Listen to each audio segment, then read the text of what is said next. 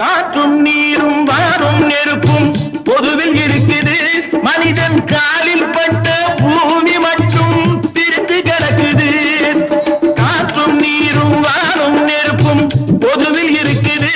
மனிதன் காலில் பட்ட பூமி மட்டும் பிரித்து கிடக்குது. பிரித்து வைத்து பார்ப்பதெல்லாம் மனிதர் இதயமே.